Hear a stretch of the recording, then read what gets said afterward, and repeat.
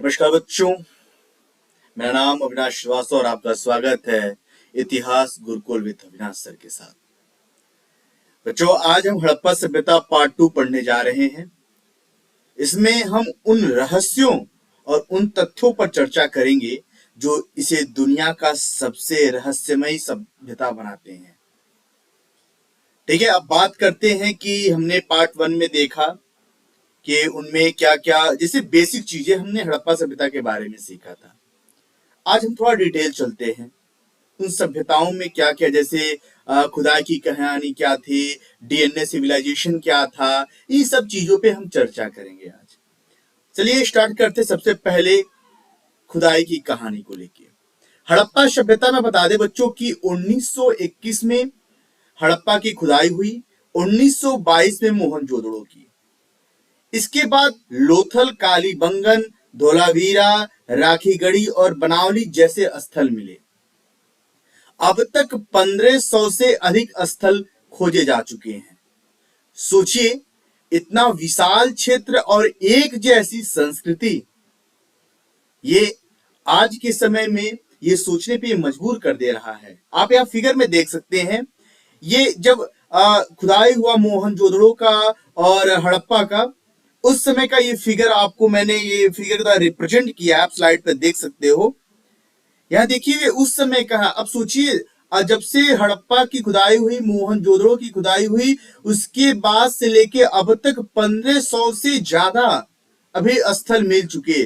और सबसे ताजुब की बात यह है कि ये हमें जो लोग कहते हैं कि आधुनिक युग में ये सब चीजें हैं, आधुनिक युग की नहीं, ये आधुनिक युग की नहीं है, ये बहुत पुरानी है, जो 4000 साल पहले, जिसकी हम लोग कल्पना भी नहीं कर सकते हैं। ठीक है, आगे इनके बात करते हैं कि इनकी डीएनए की स्टडी का जब किया गया तो बता दें आपको कि राखीगढ़ी और डीएनए की स्टडी जो किया गया, आपको बता दें कि राखीगढ़ी हड़प्पा सभ्यता का सबसे बड़ा स्थल माना जाता है। क्या जाना आपने? मैंने ये कहा कि राखीगढ़ी हड़प्पा सभ्यता की सबसे बड़ा स्थल है। डीएनए अध्ययन से पता चला कि हड़प्पा के लोग यहीं के निवासी थे, यानी यह भारत की अपनी सभ्यता थी, बाहर से आई हुई नहीं थी। अब जैसे इनके डीएनए की स्टडी किया, वैसे ही इनकी खेती के बारे में स्टडी होता है। इनकी खेती क्या क्या थी, उस समय की खेती में क्या क्या उपज होते थे, उनके उद्योग और शिल्प क्या क्या थे, उनके व्यापार कैसे होते थे। आजकल की बात नहीं है, 100-200 साल की बात नहीं है, ये 4000 साल पहले की बात है, जब हड़प्पा और मोहनजोदड़ो खुदाई हुई थी। इस प्रकार के कंकाल मिले थे। इस कंकाल में राखी और डीएनए की स्टडी की गई। बता दें कि जो डीएनए की स्टडी की गई बच्चा, वो सबसे बड़ा स्थल रहा राखीगढ़ी। आपको बता दें कि जब उस समय खुदाई के बाद पता चला कि जो इनकी अर्थव्यवस्था, जो खेती थी, वो गेहूं की थी, ठीक है, जौ की थी, तिल की थी, कपास की थी और खजूर की खेती हुआ करती थी उस टाइम पे। दुनिया में सबसे पहले कपास की खेती यहीं हुई। जो आज आपको बता दें, जो आप इतिहास में पढ़ते हो कि कपास की खेती भारत में सबसे पहले हुई थी, यही शुरुआत हुआ था। हड़प्पा की सभ्यता में भी ये बात पता चला कि उस समय 4000 साल पहले भी कपास की खेती हुआ करती थी। दुनिया में सबसे पहले कपास की खेती यहीं हुई। बैल और हल के निशान खेती के तकनीक को दर्शाते हैं। जब खुदाई हुआ बच्चों, बता दें कि उस समय बैलगाड़ी का, यानी कि बैल का निशान मिला, हल का निशान मिला, यानी कि ये बात सीधे सीधे रिप्रेजेंट कर रहा है कि उस समय बैल और हल की निशान के होने का प्रमाण ही यही बताता है कि उस समय किसानी हुआ करती थी। उस समय कपास की उपज हुआ करती थी, गेहूं का उपज हुआ करता था, जौ का उपज हुआ करता था, खजूर का उपज हुआ करता था। आपको बता दें कि जो उस समय का उद्योग और शिल्प था, मनके बनाना, धातु गलाना, मिट्टी के बर्तन और मोतियों के कारखाने, ये सभी उद्योग यहाँ खूब विकसित थे। यहाँ पर आप फिगर में देख सकते हैं, यहाँ पे कैसे धातु को गलाया जा रहा था, कैसे वहां के मिट्टी के बर्तन थे, कैसे वहां के मोतियों के कारखाने हुआ करते थे, कैसे वहां का मनके बना करता। देखिए, मैं उन समय का वो फिगर जो है आपके सामने ये रिप्रेजेंट कराया हुआ हूं कि उस समय कैसे खिलौने हुआ करते थे, कैसे मनके बनते थे, कैसे धातु गलाया जाता था। ये सब चीजें आप देख सकते हैं। ये उस समय का उद्योग शिल्प था।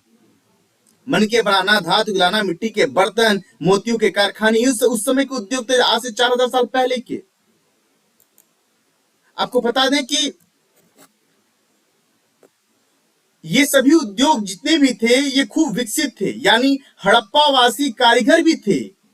ये देखिए ताजुब की बात है, उस समय के जो व्यक्ति थे, हड़प्पा सभ्यता के जो व्यक्ति थे, वो कारीगर के साथ साथ वो व्यापारी भी थे। उनके व्यापार कुछ इस प्रकार थे, आप इस फिगर में, इस मैप में देख सकते हो कि इनके आंतरिक और विदेशी दोनों प्रकार के व्यापार होता था।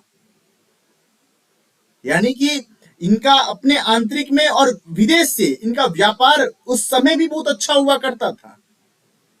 लोथल का डॉकयार्ड समुद्री व्यापार का बड़ा केंद्र था, जैसे मैंने आपको पिछली वीडियो में बताया था। डॉकयार्ड के बारे में मैंने आपको बताया था और मैं उस नक्शे में भी आपको यह समझाया था कि वहां से व्यापार कैसे हुआ करता था। वही मैं बता रहा हूं कि लोथल का डॉकयार्ड समुद्री व्यापार का एक बहुत बड़ा केंद्र था। मेसोपोटामिया तक हड़प्पा की वस्तुएं जाती थीं, जो आज के समय में जिसे इराक कहा जाता है। अब देखिए, ये देखिए कितनी बड़ी उस समय की संसाधन थी, जो आजकल हम किसी भी चीज को मापने के लिए जो किलोग्राम ग्राम का यूज किया करते हैं, एक नई नई आधुनिक की तरह हम उपयोग कर रहे हैं। आपको बता दें कि हड़प्पा के सभ्यता में ऐसे मापतोल हुआ करते थे। ये खुदाई में ये बात पता चला कि ये उस समय की ये मिले औजार की उस समय का मापतोल कैसे हुआ करता था। हड़प्पावासी मापतोल में भी आगे थे। पत्थर और धातु के स्टैंडर्डाइज्ड वेट मिले उनके। इससे पता चलता है कि वे सटीक गणना करना जानते थे। आज से 4000 साल पहले भी सटीक गणनाएं हुआ करती थी। उस समय बच्चों बता दूं आपको कि धातु कला भी बहुत था। जैसे मैंने आपको बताया कि उस समय के लोग कारीगर के साथ साथ व्यापारी बहुत बढ़िया थे। धातु कला बता दें आपको कि तांबा, कांसा, सोना और चांदी, इन धातुओं का प्रयोग यहां होता था। यहां आप देख सकते हो स्लाइड पे कि डांसिंग गर्ल, उस समय का डांसिंग गर्ल की प्रतिमाएं कुछ इस प्रकार हुआ करती थी। कांस्य की अद्भुत मूर्ति इसका प्रमाण है। यह उनकी कला और तकनीक दोनों को दर्शाती है। कितने शानदार आप यहाँ पे देख सकते हैं किस प्रकार की ये मूर्तियां थी आज से 4000 साल पहले। मूर्तियों के बारे में आपसे चर्चा किया, तो मूर्तियों को आपको बता दूं कि यहां से जो पुरोहित राजा की मूर्ति, जो वहां के पुरोहित राजा थे, पुरोहित राजा की जो मूर्ति थी वो मिट्टी की प्रतिमाएं और पशु आकृतियां मिली उस समय। इनमें हमें उनके समाज और विश्वासों की झलक मिलती है। जो ये कला मूर्ति आप देख रहे हैं उस समय की पुरोहित राजाओं की है, और इस बात से हम ये अनुमान लगा सकते हैं कि इनकी जो प्रतिमा है वो समाज और विश्वासों की एक झलक दर्शाती है। आजकल के जैसा नहीं कि उनको देख के उनको जले, वो उस समय की प्रतिमाएं हैं। जो प्रतिमा देख रहे हैं वो साफ सीधे ये जैसे कह पड़ रही हैं, ये मूर्तियां बोल पड़े जैसा प्रतीत हो रहा है। यानी कि उस समय की विश्वासों की झलक दिखा रही थी ये मूर्तियां। आपको बता दें कि उस समय के जो व्यक्ति थे वो बहुत ही धार्मिक थे, यानी कि धार्मिक और विश्वास से भी उनका नाता था, धर्म पे भी उनका विश्वास था। ये उन समय की प्रतिमाएं आपको देख सकते हैं। ये मदर गॉडेसेस, पशुपति महादेव, बैल और पीपल का वृक्ष भी उस समय मिला था।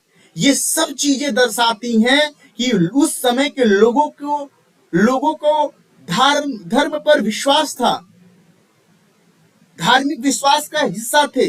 यानी प्रकृति और शक्ति दोनों की पूजा होती थी।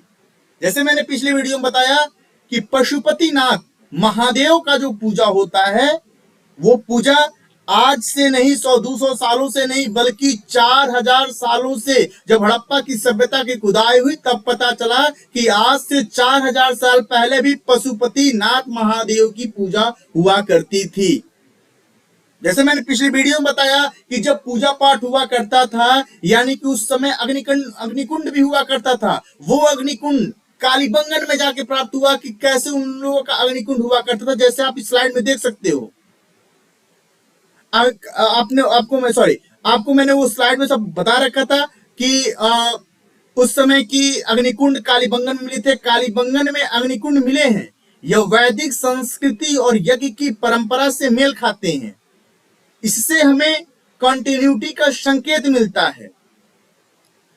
आपको बता दें बच्चों कि उस समय सिंधु लिपि भी थी। सिंधु लिपि यानी सिंधु लिपि में 400 से अधिक चिन्ह मिले हैं। सिंधु लिपि में, जैसे सिंधु घाटी सभ्यता बोलते हो ना, आपको बता दें कि सिंधु लिपि में 400 से अधिक चिन्ह मिलते हैं। आज यह अपठनीय है, यानी सबसे बड़ी रहस्यमयी भाषा है जो इंडस स्क्रिप्ट है।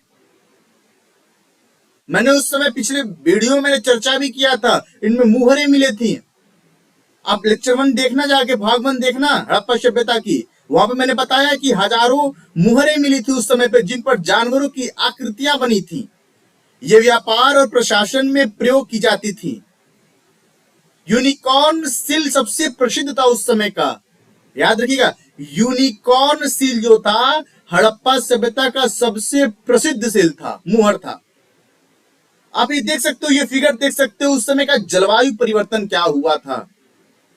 जलवायु परिवर्तन यानी हड़प्पा सभ्यता का पतन अचानक हुआ ना। हड़प्पा सभ्यता जैसे हम उसके बारे में खुदाई करके पढ़ रहे हैं, तो उसका तो पतन हुआ होगा। उसका पतन का राज क्या था? सबसे बड़ा पतन का राज जलवायु परिवर्तन भी था। हड़प्पा सभ्यता का पतन अचानक हुआ, नदियों के मार्ग बदल गया, सरस्वती नदी सूख गई, सूखा और बाढ़ दोनों समस्याएं आई हैं। और यही सबसे बड़े कारणों में से एक रहा जो हड़प्पा सभ्यता का पतन हुआ। आपको बता दें कि उस समय आर्यों का भी आक्रमण हुआ, लेकिन आर्यों के आक्रमण पे आपको बताते चले कि कुछ इतिहासकार मानते हैं कि आर्यों का आक्रमण हुआ, सारे नहीं, कुछ ही इतिहासकार मानते हैं। लेकिन हाल के प्रमाण बताते हैं कि जलवायु परिवर्तन ही मुख्य कारण था। आर्यों के आक्रमण का कुछ ही इतिहासकार इसके बारे में बता रहे हैं कि आर्यों का आक्रमण हुआ था, लेकिन ये पूरा नहीं था। लेकिन खुदाई के बाद जो हाल ही में प्रमाण मिला, उससे ये पता चला कि जलवायु परिवर्तन का ही मुख्य कारण था। जलवायु परिवर्तन ही मुख्य कारण था हड़प्पा का पतन होने का। और आपको बता दें कि मैंने बताया था कि उस समय का जो समाज और शासन हुआ करता था, कोई राजा या महल का प्रमाण नहीं मिला था उस वक्त। इससे लगता कि समाज बराबरी पर आधारित था। जब राजा प्रजा की कोई बात ही नहीं थी उस वक्त, तो यानी कि उस समय का जो समाज था वो बराबरी का था, शासन सामूहिक नेतृत्व पर चलता था। उस समय की रहस्य और पहेलियां क्या थी? रहस्य और पहेलियां के बारे में क्या बताऊं कि, लेकिन सवाल यही रह गया कि लिपि क्यों नहीं पढ़ी जा सकी, महल और विशाल मूर्तियां क्यों नहीं बनी, इतनी उन्नत सभ्यता क्यों ढह गई। आखिर में इसके पीछे का कारण क्या है? ये आज भी हम लोगों के दिमाग में ये बहुत बड़ा क्वेश्चन मार्क बना हुआ है। इतनी बड़ी सभ्यता होने के बाद भी इसे अब तक क्यों नहीं पढ़ी जा सकी, इसके बारे में जानकारी क्यों नहीं मिली, ये आज का सबसे बड़ी पहेली और रहस्यमयी बातें हैं।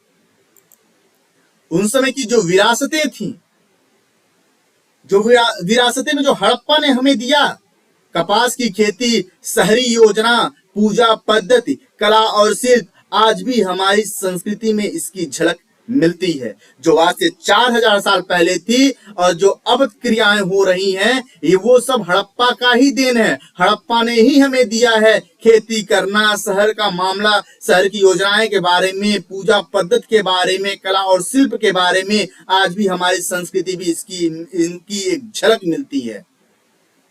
तो बच्चों, हम लोगों ने क्या सीखा आज? हम लोगों ने क्या देखा? सबसे पहला देखा खोज की कहानी क्या थी। उसके बाद हम लोगों ने क्या देखा? अर्थव्यवस्था और व्यापार क्या था। उसके बाद क्या देखा? कला और धर्म क्या था। उसके बाद क्या देखा? सिंधु लिपि का रहस्य और सभ्यता का पतन कैसा हुआ, कैसे हुआ। तो जो आर्यों का समाज के बारे में, जो आर्यों के आक्रमण के बारे में बता रहे हैं, वो कुछ ही इतिहासकार मानते हैं, लेकिन सबसे बड़ा पतन होने का कारण यही माना गया है, जलवायु परिवर्तन। जब सूखा पड़ने लगा, सरस्वती नदी सूखने लगी, वो जो जलवायु परिवर्तन हुआ, वो सबसे बड़ा पतन का कारण बना हड़प्पा सभ्यता का। और बच्चों बता दें कि इनमें सबसे बड़े कारण होने के बाद आपको बता दें कि जितनी भी सभ्यताएं आई उनमें से जो हड़प्पा सभ्यता थी, इतनी बड़ी सभ्यता, इतनी बड़ी खेती, इतनी अच्छी तरीके से व्यापार, परिकल्पनाओं, परियोजनाओं के बारे में जानकारी होते हुए भी आज हम इसको क्यों नहीं पढ़ सके? क्या कारण है? ये जानना बहुत जरूरी है, जो आज तक हम लोग के लिए क्वेश्चन मार्क बना हुआ है। तो आज के लिए बस इतना ही। मिलते हैं आपसे नेक्स्ट वीडियो में। तब तक के लिए जय हिंद, जय भारत। और हाँ, हड़प्पा सभ्यता का सबसे बड़ा रहस्य क्या है, ये आप कमेंट बॉक्स में जरूर बताएं। जय हिंद।